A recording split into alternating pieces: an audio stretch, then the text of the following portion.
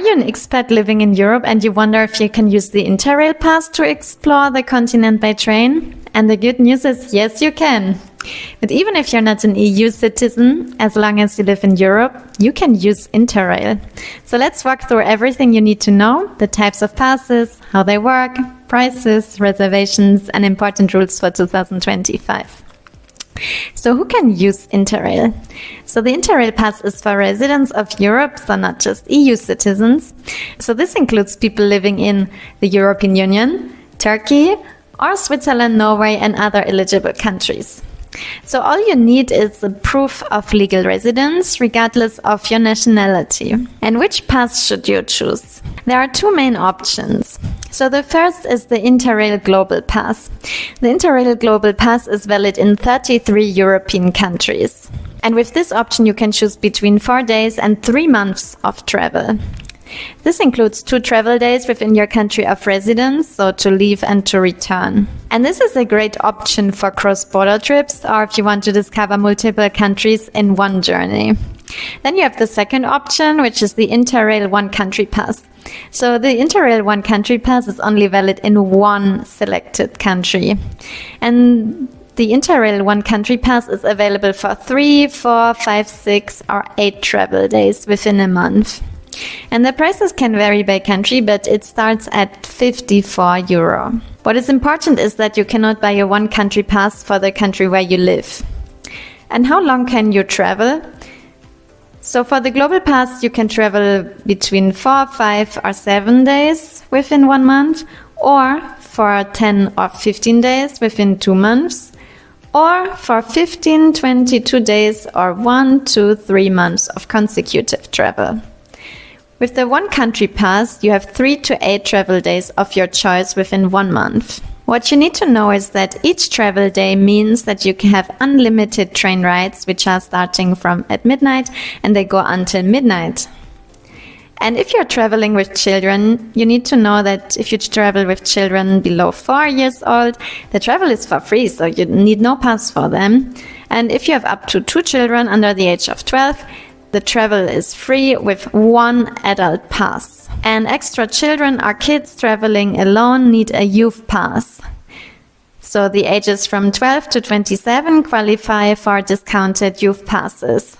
So kids over 11 always need their own digital or paper pass. And how to buy an Interrail pass? So you have 3 options. So the first option is via mobile pass. So the first option is via mobile pass, which is recommended. So here you book online and you receive your code by email. You load it into the Rail Planner app. The second option is via paper pass that you receive via post. So this can be ordered online and can be shipped. A third option is you buy it in person, so at the Deutsche Bahn Reisezentren, or you can also buy it at selected travel agencies across Europe. And what information do you need to give in order to buy an Interrail ticket?